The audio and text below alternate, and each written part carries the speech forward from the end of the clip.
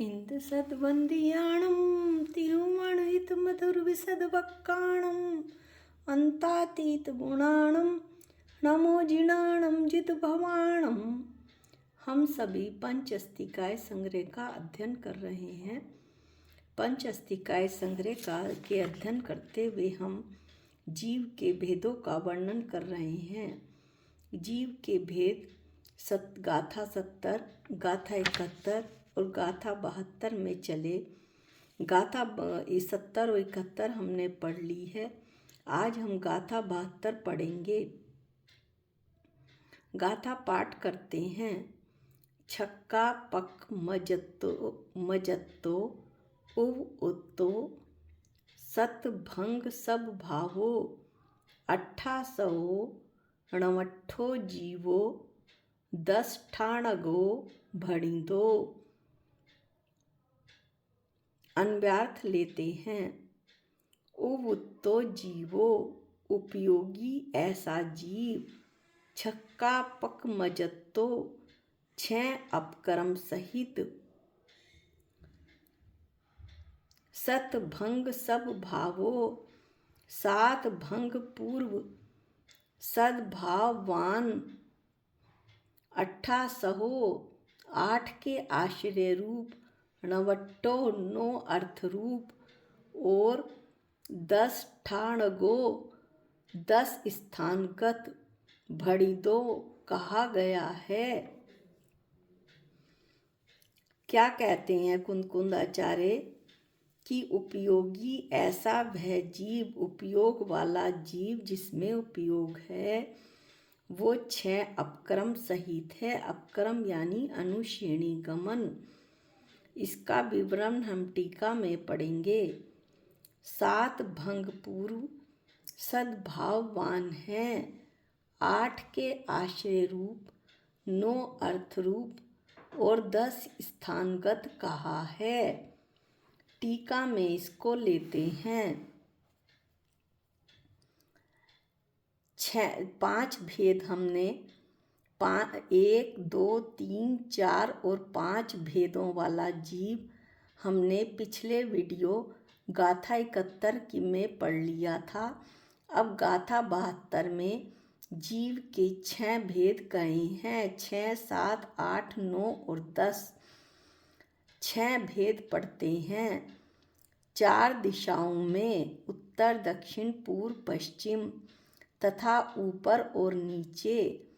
इस प्रकार षटविध भवांतर गमन रूप अपकर्म से युक्त होने के कारण षटविध यानी 6 प्रकार से जीव और पुद्गल जब एक भव से दूसरे भव में जाते हैं तो गमन करते हैं।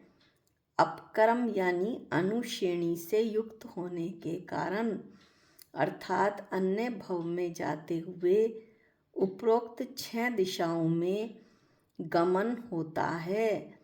इसलिए इसे 6 अपकर्म सहित कहते हैं। जीव और पुद्गल जब एक भव से दूसरे भव में जाते हैं तो 6 दिशाओं उत्तर, दक्षिण, पूर्व, पश्चिम, ऊपर और नीचे 6 दिशाओं में गमन करते हैं। इसे 6 अपकर्म कहते हैं। अपकर्म यानी अनुश्रेणी गमन। अब अनुश्रेणी गमन क्या है? लोक के मध्य भाग से विदिशाओं के अतिरिक्त यानी उत्तर, पूर्व, दक्षिण, पश्चिम तथा ऊपर नीचे इस प्रकार 6 दिशाओं में स्थित, इसे विदिशाओं के अतिरिक्त कहते हैं। ये 6 दिशाएं, यह आकाश प्रदेशों की पंक्ति होती है। जीव तथा पुद्गल का गमन इन्हीं 6 दिशाओं में होता है और श्रेणी के अनुसार होता है। श्रेणी और अनुसार यानी अनु, इस तरह अनुश्रेणी के अनुसार होता है। श्रेणी पंक्ति को कहते हैं। अनु का अर्थ है अनुसार, इसलिए अनुश्रेणी का अर्थ हुआ पंक्ति के अनुसार गमन। यहाँ पर जो अपक्रम शब्द आया है 6 अपक्रम सहित है। अपक्रम का मतलब है अनुश्रेणी गमन, अर्थात विदिशाओं को छोड़कर जो 6 दिशाएं हैं उसमें गमन। अब 7 भेद पढ़ते हैं। अस्ति नास्ति आदि 7 भंगों द्वारा जिसका सद्भाव है, ऐसा होने से 7 भंग पूर्व सद्भाववान है।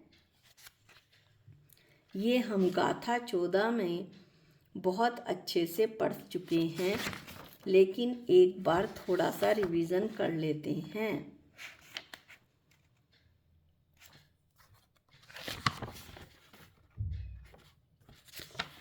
गाथा 14 में हमने 7 भंग पढ़े थे, जिसमें अस्ति नास्ति इस तरह से 7 भंग आए थे। उनको एक बार दोबारा पढ़ते हैं। द्रव्य सप्तभंगी कहा है। द्रव्य स्यात् अस्ति है। स्यात् यानी कथनचित, किसी प्रकार, किसी अपेक्षा से। स्यात् शब्द सर्वथा पने का निषेध करता है, यानी एकांत का निषेध करता है। और अनेकांत, जो जैन दर्शन है वो अनेकांतवादी है, उसे प्रकाशित करता है। स्यात् शब्द द्रव्य स्यात् नास्ति है, यानी कथनचित नास्ति है। द्रव्य अस्ति और नास्ति है, यानी है भी और नहीं भी। कथनचित माँ भी है और कथनचित माँ भी नहीं है। उदाहरण के लिए, पुत्र की अपेक्षा स्त्री माँ है, लेकिन पति की अपेक्षा स्त्री पत्नी है।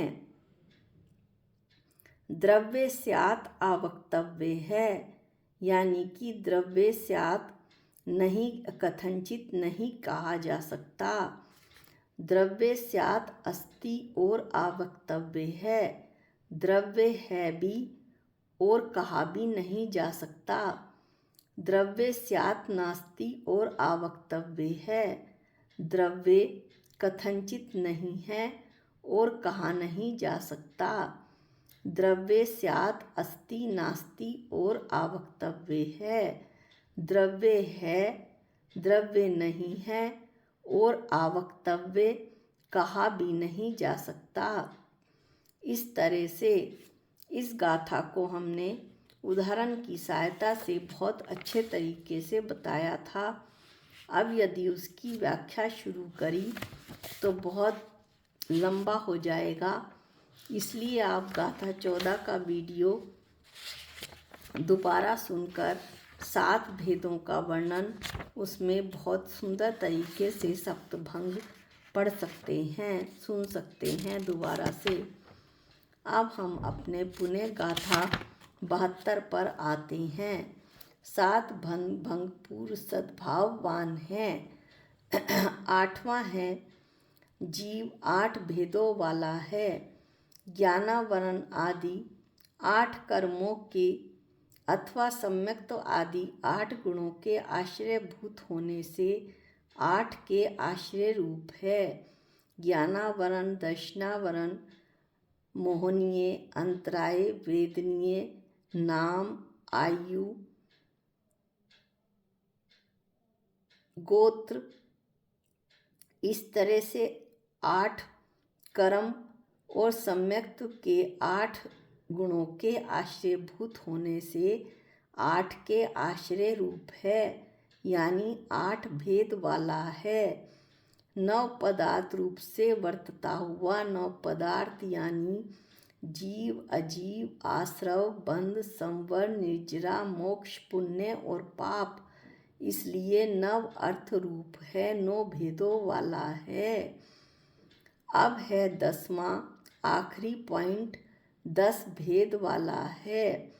पृथ्वी, जल, अग्नि, वायु, साधारण वनस्पति, प्रत्येक वनस्पति, द्वि इंद्रिये, त्रि इंद्रिये, चतुर इंद्रिये और पंच इंद्रिये 10 स्थानों में प्राप्त होने से 10 स्थानगत है। इस तरह से हमने पहली गाथा में एक है जीव, 2 भेद पढ़े, 3 भेद पढ़े, 4 भेद पढ़े और 5 भेद पढ़े। आज हमने छः नंबर से 6 भेद पढ़े, 7 भेद पढ़े, 8 भेद पढ़े, 9 भेद पढ़े और 10 भेद पढ़े। पहली 71वीं गाथा में ये बतलाया था कि 6 द्रव्यों में से केवल जीव एक चेतन उपयोग वाला है, इसलिए एक ही है। ज्ञानोपयोग और भेद दर्शनोपयोग के भेद के कारण 2 भेद वाला है। तीसरा पॉइंट बताया था कर्म फल चेतना, कार्य चेतना और ज्ञान चेतना के द्वारा तथा उत्पाद व द्रव्य ऐसे भेदों द्वारा लक्षित होने से 3 लक्षण वाला है। चौथा पॉइंट बताया था 4 गतियों में भ्रमण करने वाला होने से 4 प्रकार से भ्रमण वाला है। पांचवा पॉइंट बताया था परिणामिक, औदायिक, औपशमिक, क्षयिक, क्षैपशमिक 5 मुख्य गुणों की प्रधानता होने से 5 मुख्य गुणों से प्रधानता वाला है, 5 भेद वाला है। इस प्रकार 71, 72 और 73 में जीव के भेद कहे गए। अब गाथा 74 में कुछ और बात बताई जाएगी और जीव अस्तिकाय का व्याख्यान समाप्त होगा। कुछ बताया जाएगा कि जो संसार में रहने वाला प्राणी है वो दूसरे भव में जाता हुआ किस प्रकार से गमन करता है, यानी भवांतर में जाता हुआ, एक भव से दूसरे भव में जाता हुआ। संसार में रहने वाला प्राणी और जो मुक्त हो गया है जीव, वो किस प्रकार गमन करता है और जीव द्रव्य अस्तिकाय का व्याख्यान यहाँ पर समाप्त हो जाएगा। इसके बाद गाथा 74 से पुद्गल द्रव्य अस्तिकाय का व्याख्यान शुरू होगा। इस तरह से गाथा 27 से जीव का वर्णन शुरू हुआ और गाथा 73 पर जीव का वर्णन खत्म हुआ। गाथा 27 में 9 अधिकार बताए गए थे, उन्हीं का वर्णन गाथा 27 से 73 तक चला। इस प्रकार आज का हम स्वाध्याय यहीं समाप्त करते हैं। अगली गाथा 73 का वर्णन अगले वीडियो में करेंगे।